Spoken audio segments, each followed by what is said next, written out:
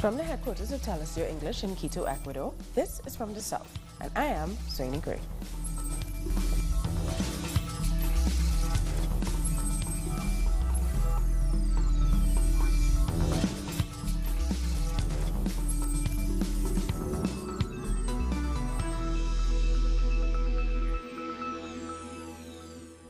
Massive mobilizations continue in Argentina against the government's austerity measures. Teachers are the latest group to come out in force to express their rejection of Mauricio Macri's policies. Our correspondent in Argentina, Edgardo Esteban, has more details. Teachers from all over Argentina are making one of the most important mobilizations in the last few years in the Argentinian capital. They march from the Ministry of Communication to the Congress to call for the continuation of negotiations of parities at a national level. This has been delayed by the government since last March. They are also defending public schools, which have been neglected by a lack of investment in infrastructure, science, and technology. They demand better school canteens because for children in underprivileged neighborhoods, meals are very important. On Wednesday, a teacher was captured, kidnapped, and threatened, like in the worst periods of the last dictatorship. There's also the case of the municipality of Moreno, where 2 people died in a gas explosion in a public school because of a lack of maintenance. The teachers and demonstrators explicitly reject the neoliberal policies of the government of Mauricio Macri. And as Edgardo mentioned in that report, a teacher in Argentina was kidnapped and tortured because she organized soup kitchens in the city of Moreno. Corina de Boris had been receiving death threats since last week for her social work. On Wednesday afternoon, she was kidnapped by unknown assailants. A bag was placed over her head and the words "No Soup Kitchens" were carved on her stomach. She had previously protested for better conditions in public schools. The teachers' union has strongly condemned this attack. At 5 p.m., as she was walking out of school, a car with 3 people inside kidnapped her colleague, Corina de Boris. 2 men attacked her on the sidewalk, hitting her various times and forcing her inside the car. They put a bag over her head and exposed her stomach. Using a sharp instrument, they carved the words "No Soup Kitchens" on her flesh.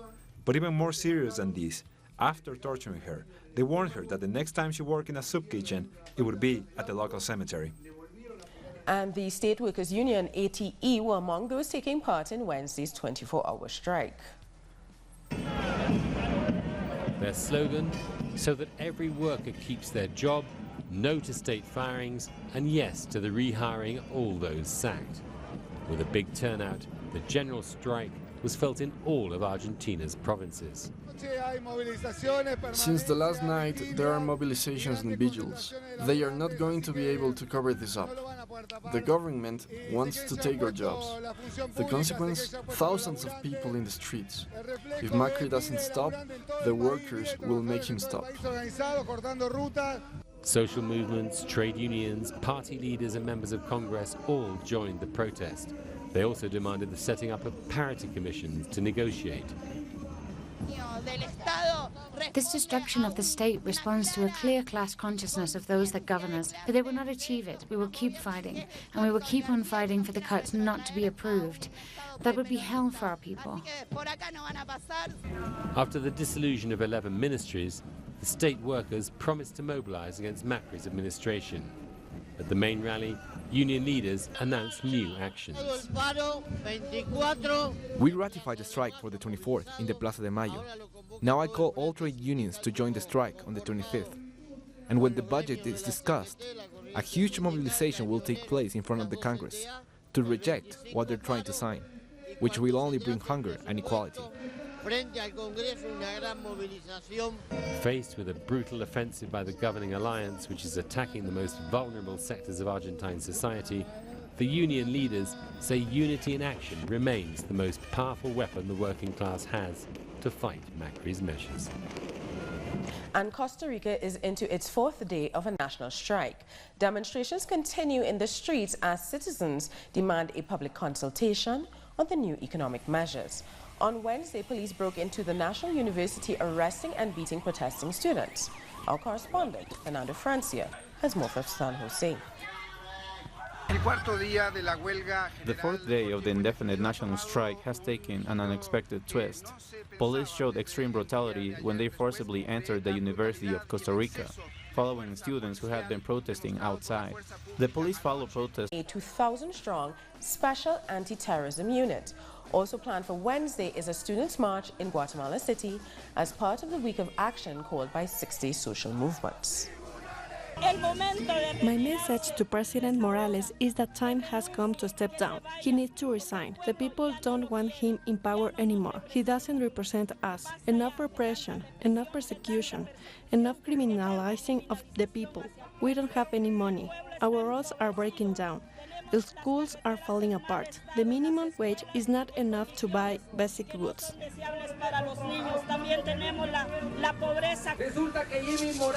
Jimmy Morales has become a puppet of the political class. Congress, the military, and those in the upper class are using him. He is in no position to govern. We want a country that is for everyone. We don't want corrupt officials to be in charge anymore. They have stolen so much from us. Poverty and malnutrition rates skyrocket, while education rates drop. And yet, Jimmy Morales wants to remain in power. We demand he step down. We do not want him anymore. And protests are taking place in Ecuador's capital, Quito, against President Lenin Moreno. It's being organized by supporters of the former president, Rafael Correa. Hello, yes, indeed, several sectors as fishing, workers, and political and social organizations will march today against the latest economic measures implemented by the government and implemented by President Lenin Moreno. This demonstration will start outside Jail 4, where the ex-vice president of Ecuador, Jorge Glass, is now. Then people and supporters will go to Park Arbolito at 4 p.m. where they will gather, and they are calling to this demonstration to defend their rights and their needs. Also, former President Rafael Correa on his Twitter account have called to this demonstration to defend people's rights. So that is all we have for now. Back to you at the studio.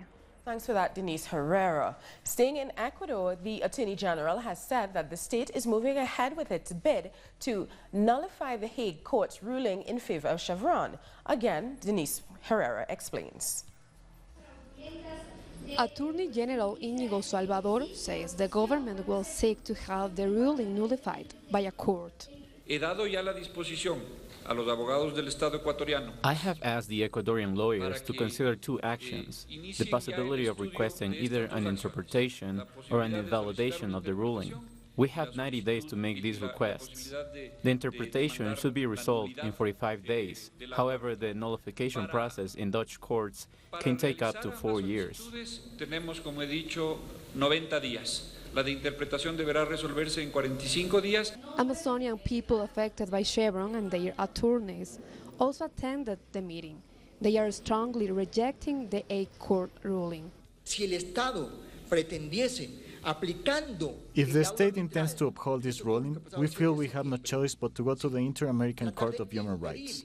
We will not allow the state to prevent us from exercising our rights. En cualquier otra corte del planeta, no nos queda otra opción que recurrir ante el Sistema Interamericano de Derechos Humanos. Several authorities criticized this intervention. They feel that the government is failing to defend indigenous communities. In light of this sum, analysts say the government could very well seek to nullify the ruling. Este convenio, dice en el artículo 5, Article 5 of the Treaty of New York states that one can deny a verdict when it is not in the interest of the public order. Does the treaty signed with the United States not say the ruling can be challenged? Even the Ecuadorian law also allows for the invalidation of a court ruling if it violates the country's constitution. Incluso la norma interna del Ecuador, la de su momento Código de Procedimiento Civil y luego Código Orgánico General de Procesos. The indigenous people also have called on the State Attorney General and the President to defend national sovereignty, the independence of the judicial system, and to guarantee full validity of the Constitution in the international commercial matters. Denise Herrera, Telesur Quito, Ecuador. Antigua and Barbuda's exclusion from the visa renewal waiver with the United States is based on its support for Venezuela, the government there has said. The cabinet held a discussion on Wednesday on the United States government's decision to exclude citizens from Antigua and Barbuda Dominica, and St. Vincent and the Grenadines, 3 of the 6 OECS countries, from an announced waiver which eliminates the need for citizens to pay in-person visits to the Barbados Embassy in order to renew visitor visas. All right, time now for a short break. More news in a few.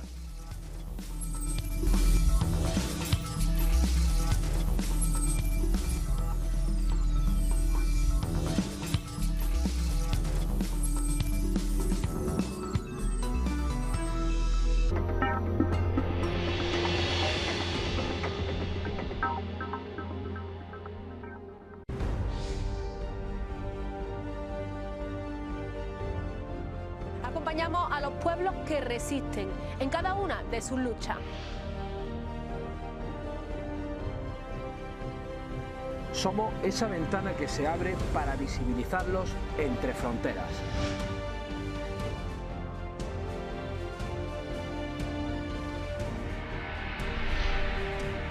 Thursdays, only on Telesur. Telesur brings you special interviews with social and political personalities. Monday, from Washington. Tuesday, from Mexico. Wednesday, from Caracas.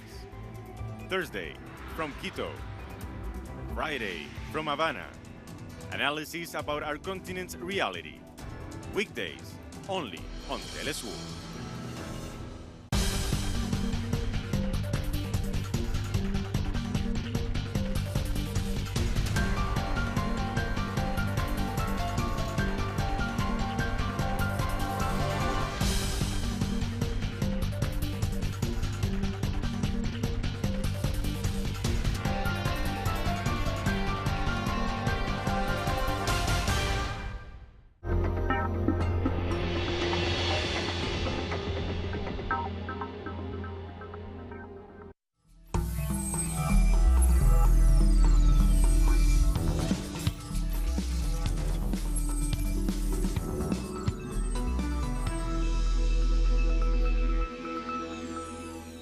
Hurricane Florence has weakened to a Category 2 storm. It's expected to maintain that strength when it makes landfall. With maximum sustained winds of 177 kilometers per hour, it's still a powerhouse that will battle the Carolinas coast. Meteorologists believe that the hurricane will stall and meander near the coast from Thursday night until Saturday. That could mean torrential rain, high winds, coastal erosion, and storm surges for days. This monster of a storm is not one to ride out. When you're looking at a storm surge of this magnitude, where the National Weather Service has said that the damage is going to be unbelievable and that they cannot emphasize it enough, we know that that's a message that we should listen to. Winds are already starting to pick up in North Carolina. Businesses are boarded up and many residents have heeded evacuation calls. First things first. Well, this is about the worst one for me. I've been close. Been through a Cat 1 before. Been here since '84 and living downtown in an old house that's seen a lot, so no. Meanwhile, Tropical Storm Isaac also continues to weaken. Still not taking any chances after last year's Hurricane Maria, Dominica has issued an island-wide state of emergency until noon on Friday. A curfew will be in effect for the duration. You don't necessarily take the decision to declare a state of emergency or curfew because you think that there may be some security risk to the country per se.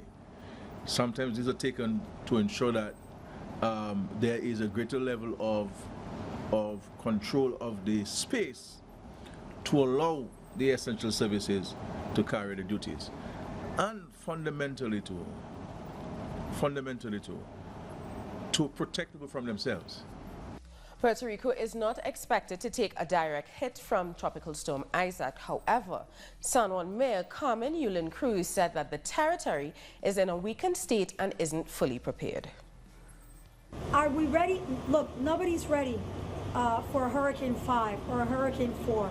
And we are weakened right now, and we're much in control than we were last year. But certainly when you have 3,000 tarps or roofs.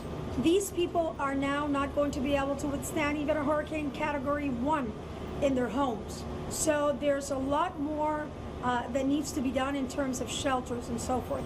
Are we completely ready? No. We would be lying if we said we are ready, and neither is the central government completely ready. She has criticized President Donald Trump for remarks he made about last year's hurricane. Trump had said his administration's response to Hurricane Maria was an unsung success. Mayor Cruz told Reuters that Trump does not get it, and unfortunately, people died because of that. An estimated 3,000 people died in Puerto Rico as a result of the storm, which knocked out power to all 3.4 million residents. The world has seen, and the majority of the American people have seen, how neglectful he was towards the people of Puerto Rico. If he calls a success or an unsung success 3,000 people dying on his watch, definitely he doesn't know what success is. And in response, U.S. President Donald Trump took to Twitter to reject the death toll once again. He wrote, quote, 3,000 people did not die in the 2 hurricanes that hit Puerto Rico. When I left the island after the storm had hit, they had anywhere from 6 to 18 deaths. He went on to accuse the state's authorities of exaggerating the death count. On October 1st, the International Court of Justice will rule on the Bolivia-Chile border dispute. Bolivia brought the case to the ICJ in 2013 in an attempt to gain sovereign access to the waters it lost after the 1879 Chilean invasion. President Evo Morales looks forward to a resolution. He believes it would be a new start for both Bolivia and Chile. October 1st will be the start of a new history for Bolivia and Chile. We will forge new diplomatic relations. Accords will be fulfilled and we will begin to solve our pending issues. We are neighbors with Chile. We are brothers, and those bonds last forever. Mexico's outgoing government has come under fire for its human rights record. Hundreds of social organizations are urging the incoming government to consider their recommendations. For almost 5 years after her father's murder, Soledad Hernandez is waiting for authorities to clarify the case which involves an ex-mayor. The politician, José Luis Abarca, is the former mayor of Iguala Guerrero. He is also linked to the disappearance of 43 students in 2014. My father disappeared in the middle of a protest. He was with several organizations in Iguala demanding social change. They had already been suppressed by some local policemen on several occasions. Arturo Hernandez Cardona was a human rights defender in one of the most violent states in the country. Dealing with the judiciary system here is difficult for the victim's family. The psychological trauma has been very serious. Some of the relatives have had to leave the country, others have left the state, and it is hard to visit family afterwards. Access to justice is one of the most abused rights in Mexico. That's according to non-governmental groups that presented a report on the issue to the UN. The government's philosophy has been about trying to protect its public and international image instead of protecting its people from grave human rights violations.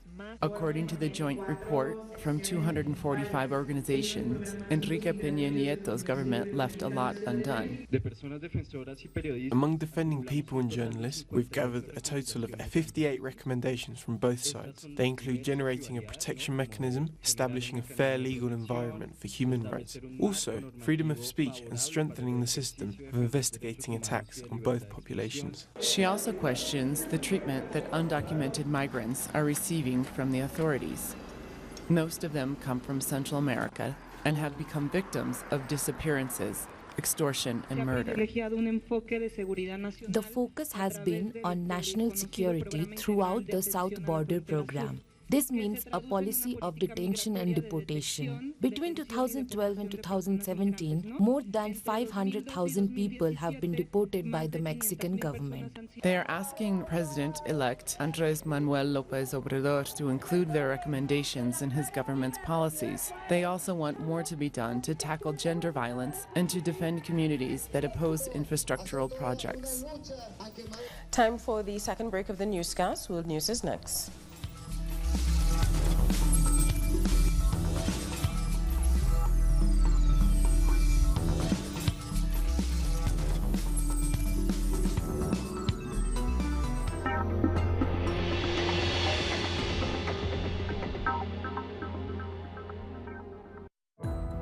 Our actions have an impact on the environment.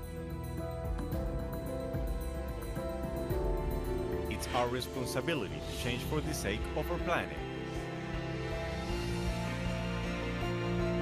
Let's be part of this transition. Watch, preserve, and protect your Green Zone. Wednesdays, only on Telesur. An occasion to enjoy the cultural diversity that defines our South American essence. Come along to find out the story behind these personalities, traditions, and artistic expressions that unite us as a whole. Real Lives. Saturdays, only on Telesur.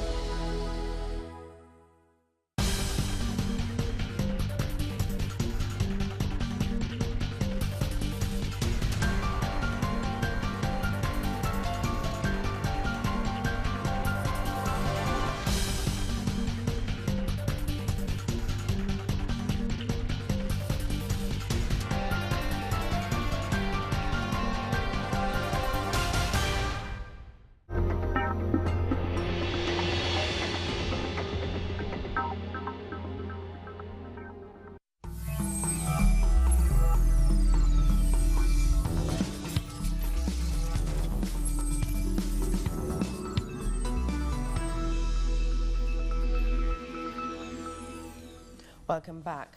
Venezuelan President Nicolas Maduro is in China to discuss political and economic cooperation. The Chinese Foreign Ministry reported that Maduro was invited by President Xi Jinping. Both men will meet to hold a signing ceremony. Maduro will be in China until Sunday. An alert system is in place warning Syrian civilians of airstrikes. This as the government prepares for the final hit to expel rebels from Idlib. The software processes data which calculates a plane trajectory. It then sends a warning on Facebook, Telegram messages, and tweets. Most importantly, it triggers loud sirens throughout cities in opposition-held areas, especially where there are hospitals and residential areas. It then makes a determination about where and when that aircraft might go. This determination creates a warning for the local populace, the potentially affected communities, and that warning goes out over popular social media platforms. It goes out over peer-to-peer messaging, popular peer-to-peer messaging programs like WhatsApp and Telegram, and then it also goes out via remotely controlled air raid sirens and warning lights. And thousands of workers in West Africa's Benin are protesting against the government's move to limit the right to strike. In September, the parliament passed a bill to limit the amount of days workers can strike to 10 days a year. Members of trade unions have strongly denounced the new law. It is democracy. It is the safeguarding of freedoms. It is the safeguarding of our achievements as workers, as young people, as women, as craftsmen, as Democrats in general. Our claims cannot be thrown away, cannot be neglected by the government, and we will not be silent. Usain Bolt, the fastest man on earth, proved he's a force of nature by defying gravity in France. Bolt challenged two of his passengers to a race when he boarded a special Airbus Zero-G plane, which gives a zero-gravity experience. Despite their best efforts, Bolt won the race hands down. We've come to the end of this news brief. For these and many other stories, you can find them on our website at telesurtv.net/English. And join us on social media, Facebook, Twitter, and Instagram. For Telesur English, I'm Sonia Gray. Thank you for watching.